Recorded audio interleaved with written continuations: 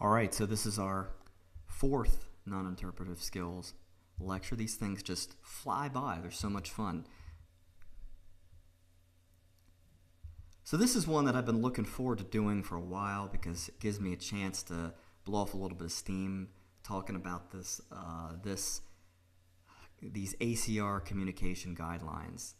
This thing, it's worth reading. It'll make you mad, depending on how close you read it. It made me mad. I'm going to tell you what made me mad, and I'm going to try to point out some of the stuff that I think is testable. My legal team has informed me that I should state that the following tirade reflects my understanding of the practice parameters, and that my opinion on the document does in no way represent the ACR or the ABR. These are my own opinions. Now that I've got that out of the way, let's talk. So, do communication standards exist? Yes. Yes, they do. There's a document that's written by the ACR, referred to as the ACR Practice Guidelines for Communication of Diagnostic Image Findings. If you Google it, you will find the wretched creature. Is it helpful? Well, depends on who you're referring to. Who is it helpful to? Well, if you are a lawyer, for example, then it could be potentially helpful. If you are a specialist other than radiology, then it could be helpful. If you're a radiologist, I'm not so sure it is. So why do I feel like that? Where does my hate come from? So I will tell you. I will tell you where my hate comes from. I am deeply concerned about the section on non-routine communications, specifically Part 3, which goes a little bit something like this. So the interpreting physician reasonably believes, any finding that may be seriously adverse to the patient's health or may not require immediate action, but if not acted on, may worsen over time or possibly result in an adverse patient outcome. So what does that mean? They define this as infections, possible malignancies, or other unexpected findings. In other words, anything. Literally any positive scan. So pulmonary nodule, that could turn to cancer, got a call on that. Possible pneumonia, maybe it's atelectasis, I'm not sure, got a call on that. Renal hypodensity, 16HU, probably a cyst, but I was going to recommend an ultrasound. You have to call on that. But you can just email them, right? Nope. They say specifically the document that you have to confirm receipt. And you can't do that with an email, because that email could have gone into the junk folder. Plus, there's HIPAA concerns about sending people emails. They strongly encourage that you either do telephone or in person. So are they not merciful by letting you do it on the telephone? I assume that they could make it even more impossible to follow. And perhaps for the next edition, they can say that only in-person communications are valid, because you have to walk down to the clinic and tell the pulmonologist that the patient has a 3mm nodule in person. And then you have to take a selfie of you standing next to him and attach that into the document with a timestamp. It's bullshit, right? You can't get any work done ever, if you have to call on every single positive exam. Okay, it's absurd. All right, so why would anybody write that? Well, it's obviously written by somebody that doesn't actually practice clinical radiology. No surprise, right? So. Is the document legally binding? So this is testable. No. They go into great lengths stating that it's not. They say it is not intended for a national standard of care, and then fact that the Iowa Supreme Court ruled on this. Unfortunately, the wording is such that you are truly at the mercy of the court. In fact, they throw in the following line: practitioner who employs an approach different from the guidance of the document is advised to document in the patient's record information sufficient to explain why you've disobeyed us. Okay, so another testable point here: who makes the ultimate judgment on whether or not you need to call or not? The practitioner, you, the radiologist.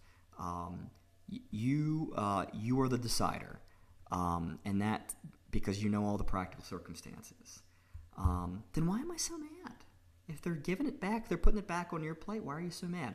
I am just concerned about the following situation. Remember, regardless of what it said, this is still an official guideline from our, one of the main groups, okay? And they specifically said that if you're not going to use our guidelines, you better document the chart why. So just imagine the following scenario.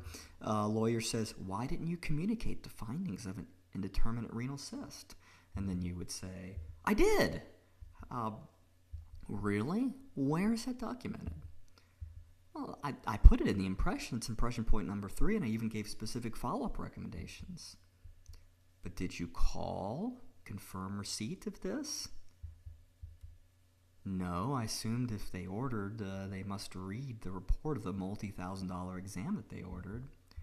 Oh, you assumed, huh? The ACR, your professional leadership, suggests, in quotation marks, that you call on findings that could potentially harm the patient at some point in the future. The guideline is not legally binding. They make a clear point about that. Ultimately, the judgment is to communicate is up to the practitioner, me, as the physician. Oh, so you exercised poor judgment, huh? So, 10 years later, this lesion turned into a very slow-growing malignancy, and that stressed the patient out.